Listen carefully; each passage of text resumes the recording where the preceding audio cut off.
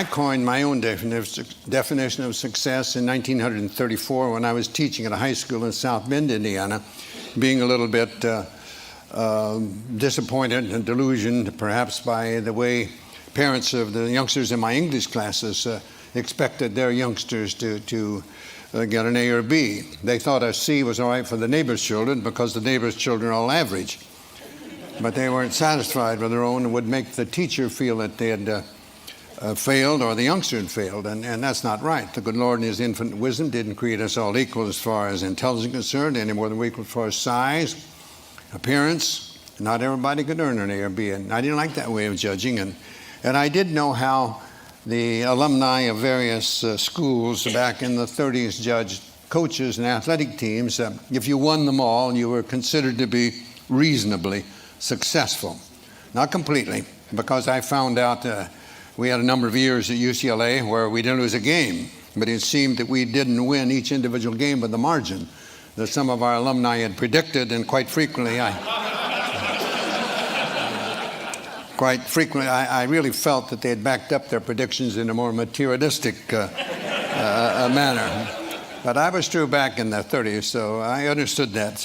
But I didn't like it. I didn't agree with it, and I wanted to come up with something that I hope could make me a better teacher and give the youngsters under my supervision, whether it be in athletics or in the English classroom, something to which to aspire other than just a higher mark in the classroom or more points in some athletic contest. And I thought about that for quite a spell, and I wanted to come up with my own definition. I thought that might help. And I knew how Mr. Webster defined it as the accumulation of material possessions or the attainment of a position of power or prestige or something of that sort, worthy accomplishments perhaps, but in my opinion, not necessarily indicative of success. So I wanted to come up with something of my own. And I recalled I was raised on a small farm in southern Indiana, and Dad tried to teach me and my brothers that you should never try to be better than someone else. I'm sure at the time he did that. It didn't. Well, somewhere, I guess, in the hidden recesses of the mind, it popped out years later. Never try to be better than someone else. Always learn from others.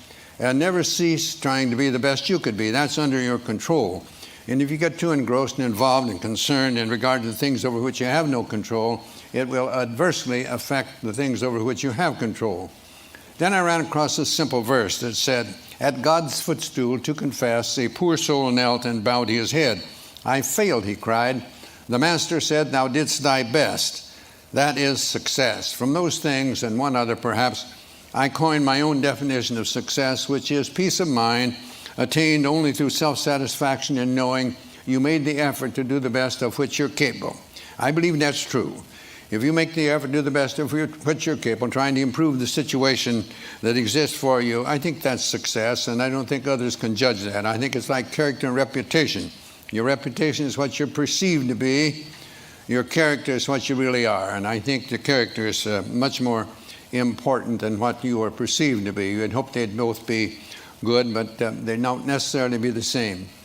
Well, that was my idea of what I was going to try to get across to the youngsters. I ran across other things. I love to teach, and it was mentioned by the previous speaker that I enjoy poetry, and I dabble in it a bit and love it. And there are some things that help me, I think, be better than I would have been. I know I'm not what I ought to be and not what I should be, but I think I'm better than I would have been if I hadn't run across certain things. And one was just a little verse that said, no written word, no spoken plea can teach our youth what they should be, nor all the books on all the shelves. It's what the teachers are themselves.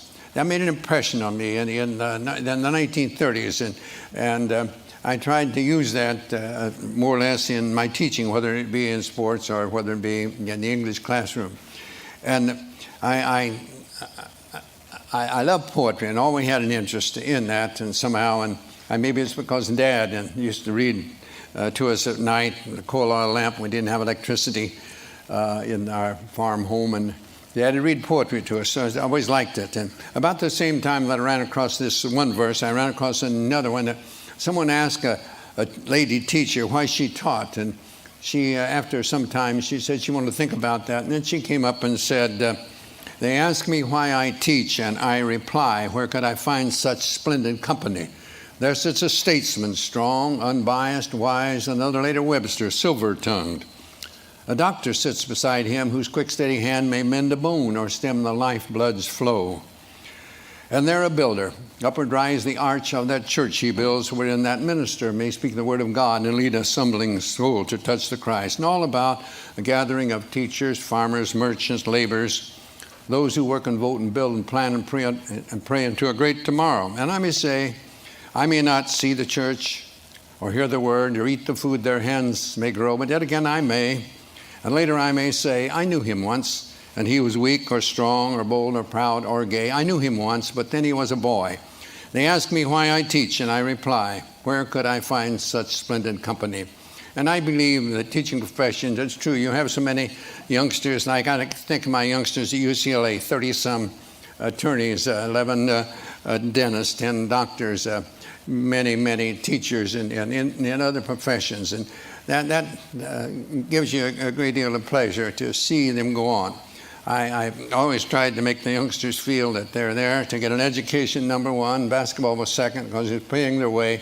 And they do need a little time for social activities, but you let social activities take a little precedence over the other two, and you're not going to have any very long. So that was the ideas that I tried to get across to the youngsters under my supervision. I had 3 rules pretty much that I stuck with practically all the time. I'd learned these prior to coming to UCLA, and I decided they were very important. One was never be late. Never be late.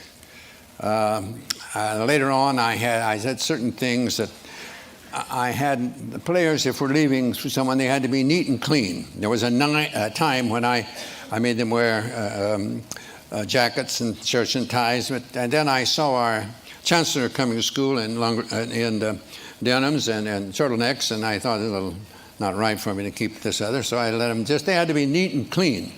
And I had one of my greatest players that you probably heard of, Bill Walton.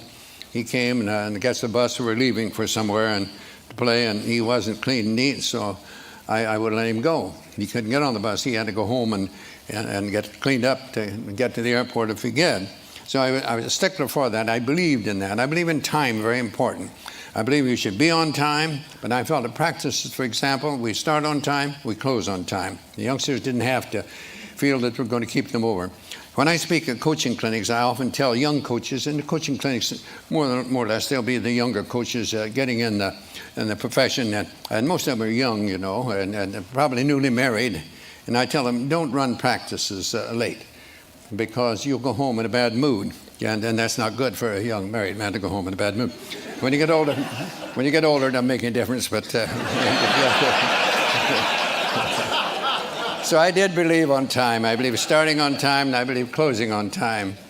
And another one I had was not one word of profanity. One word of profanity, and you are out of here for the day. If I see it in a game, you're going to come out and sit on the bench. And the third one was never criticize a teammate. I didn't want that. I used to tell them I was paid to do that. That's my job. I'm paid to do it. Pitifully poor, but I am paid to do it. Not like the coaches today, for gracious sakes, no. It's a little different than it was in my day. But those are the 3 things that I stuck with pretty closely all the time. And those actually came from my dad, and that's what he tried to teach me and my brothers at one time. I came up with a pyramid eventually that I'm not going to, we don't have the time to go on that, but that to help me, I think, become a better teacher. And this is something like this, and I had blocks in the pyramid, and the cornerstones being industrious and enthusiasm, working hard and enjoying what you're doing, coming up to the apex, according to my definition of success, and right at the top, faith and patience. And I say to you, in whatever you're doing, you must be patient. You have to have patience. We want things to happen to us. We talk about our youth being impatient a lot, and they are. They want to change everything. They think all change is progress. And we get a little older, we sort of let things go, and we forget that there is no progress without change. So you must have patience, and I believe that we must have faith. I believe that we must believe, really believe. Not just give a word service, believe that things will work out as they should, providing we do what we should. I think our tendency is to hope that things will turn out the way we want them to so much of the time, but we don't do the things that are necessary to make those things become reality. I worked on this for some 14 years, and I think it helped me become a better teacher, but it all evolved around that original definition of success. You know, a number of years ago, there was a Major League Baseball umpire by the name of George Moriarty, and he spelled Moriarty with only one I. I'd never seen that before, but he did.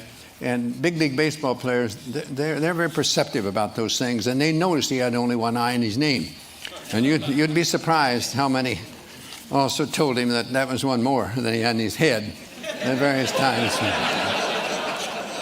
But he wrote something that I think he did what I tried to do in this pyramid. He called it the road ahead or the road behind. And he said, sometimes I think the fates must grin as we denounce them and insist the only reason we can't win is the fates themselves have missed. Yet there lives on the ancient claim, we win or lose within ourselves. The shining trophies on our shelves can never win tomorrow's game. You and I know deeper down there's always a chance to win the crown, but when we fail to give our best, we simply haven't met the test of giving all and saving none until the game is really won, of showing what is meant by grit, of playing through when others quit, of playing through not letting up, it's bearing down that wins the cup, of dreaming there's a goal ahead, of hoping when our dreams are dead, of praying when our hopes have fled, yet losing, not afraid to fall. If bravely we have given all, for who can ask more of a man than giving all within his span? Giving all, it seems to me, is not so far from victory. And so the fates are seldom wrong. No matter how they twist and wind, it's you and I who make our fates. We open up or close the gates on the road ahead or the road behind. Reminds me of another set of threes that my dad tried to get across to us. Don't whine, don't complain, don't make excuses. You get out there and whatever you're doing, do it to the best of your ability. And no one can do more than that. I tried to get across too that my pundits will tell you, never heard me mention winning. Never mention winning. My idea is that you can lose when you outscore somebody in a game, and you can win when you're outscored. I've felt that way on certain occasions at various times. And I just wanted to be able to hold their head up after a game. I used to say that when a game is over and you see somebody that didn't know the outcome, I hope they couldn't tell by your actions whether you outscored an opponent or the opponent outscored you. And that's what really matters. If you make your effort to do the best you can regularly, the results will be about what they should be. Not necessarily what you would want them to be, but they'll be about what they should. And only you will know whether you can do that. And that's what I wanted from them more than anything else. And as time went by and I learned more about other things, I think it worked a little better as far as the results. But I wanted the score of a game to be the byproduct of these other things and not the end itself. I believe it was one great philosopher said, Cervantes. Cervantes said, the journey is better than the end.